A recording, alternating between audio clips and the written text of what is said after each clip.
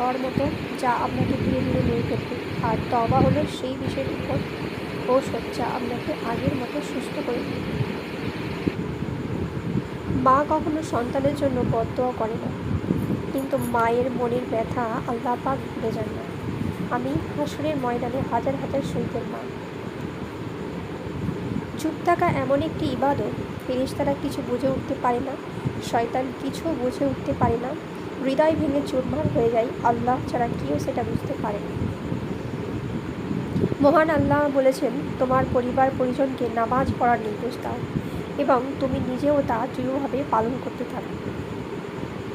যাদের থেকে শুধু অবহেলাই পাওয়া যায় তাদের গুরুত্ব দেওয়া বন্ধ করো, কারণ তোমার নিজেরও একটা আত্মসম্মান আছে। শুক্রবার দিন এমন একটা সময় আছে যেই সময় যা দোয়া করবে আল্লাহ কবুল করেন, সেই সময়টা আসর থেকে মাগরিব। রাসূল ইসলাম বলেন, যাকে ধর্মীয় জ্ঞান বিষয়ে কোনো কথা জিজ্ঞাসা করা হয় আর সে যদি উত্তর না দিয়ে গোপন করে, কিয়ামতের দিন তাকে জাহান্নামের আগুনের লাগাম পরানো হবে। আল্লাহর দিকে ফিরে আসার জন্য খুব জমকালো আয়োজনের প্রয়োজন হয় না, শুধু আন্তরিক তওবা আর চোখের পানি যথেষ্ট।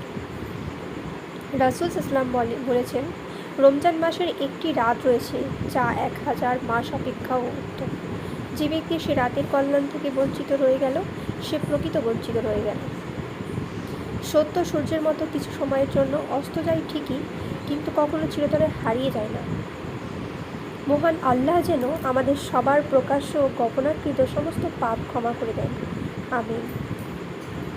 আল্লাহ অসম্ভবকে সম্ভব করে দেন, আমাদের শুধু তার উপর ভরসা রাখতে হবে। নারী যখন কন্যা তখন সে রহমত, নারী যখন বোন তখন সে নিয়ামত, নারী যখন স্ত্রী তখন সে আমানত, নারী যখন মা তখন সে জান্নাত। জীবন সাজাও নামাজ দিয়ে, মন সাজাও ঈমান দিয়ে, শরীর সাজাও নবীর সুন্নাত দিয়ে, আর বন্ধু বানাও ইসলামের দাওয়াত দিয়ে। স্বামী স্ত্রীর সম্পর্ক এমন একটি সম্পর্ক যার ভাঙনে শয়তান খুশি হয় আর জোড়া লাগালে আল্লাহ খুশি হয়। প্রতিদিন অন্তত নিজেকে 1% হলেও উন্নত করুন, বছর শেষে দেখবেন 365% উন্নতি হয়েছে। যেসব কথার আল্লাহ নারাজ হয় সেগুলো হচ্ছে গালাগালি করা, হিংসা করা, ঘরে মেহমান দেখে নারাজ হওয়া, আজানের সময় কথা বলা আর কাজ করা, মা বাপের উপর কথা বলা, নামাজের সময় দোয়া না করা। বিমানে আপনি নিশ্চিন্তে বসে থাকেন, যদিও পাইলটকে আপনি চিনেন না। আপনি রেলগাড়িতে আরামে বসে থাকেন, চালককে আপনি চিনেন না। তাহলে কেন আপনি আপনার নিজের জীবন নিয়ে চিন্তিত, যখন আমরা জানি আল্লাহ ইহার নিয়ন্ত্রণ, তিনি সর্বশ্রেষ্ঠ পরিকল্পনাকারী। আল্লাহ ব্যতীত তোমাদের কোনো বন্ধু ও সাহায্যকারী নেই। রাসূল সাল্লাল্লাহু বলেন, কোনো নারীর ওপর তোমার দৃষ্টি পড়লে তার দিকে প্রতিবার দৃষ্টিপাত করো না, বরং নজর অতিসত্বর ফিরিয়ে নাও, কারণ প্রথমবার তোমার জন্য ক্ষমা, দ্বিতীয়বার নয়। ডান চোখ থেকে বাম চোখের দূরত্ব যতটুকু, মৃত্যু তার চেয়েও নিকটে। বিশ্বনবী সাল্লাল্লাহু আলাইহি সাল্লাম, আমরা প্রস্তুত। বিশ্বনবী সাল্লাম বলেছেন, যখন পাপ অতিমাত্রায় বেড়ে যাবে তখন তোমাদের মধ্যে পুণ্যবান লোকজন থাকার সত্ত্বেও তোমরা ধ্বংস হয়ে যাবে।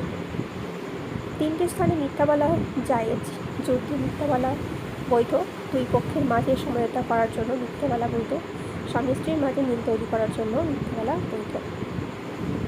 বিপদে পড়ে দেখুন আল্লাহ ছাড়া কাউকে পাশে পাবেন না, তাই সব ভরসা শুধু আল্লাহর উপর রাখুন। হাসরের দিনে সবাই কাঁদবে নিজের জন্য, আর প্রিয় নবীজি কাঁদবেন তার উম্মতের জন্য।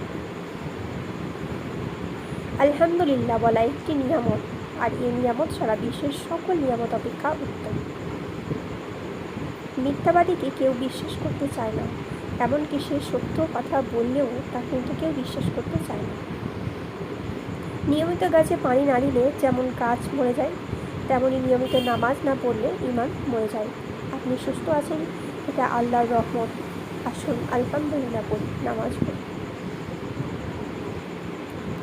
নামাজ সব সমস্যার সমাধান, নামাজ সকল রোগের ওষুধ। নামাজ নিজে পড়ুন, অন্যকে পড়ার তাগিদ করুন। নামাজই আপনার আসল ইনকাম, নামাজ বেহেশতের চাবি।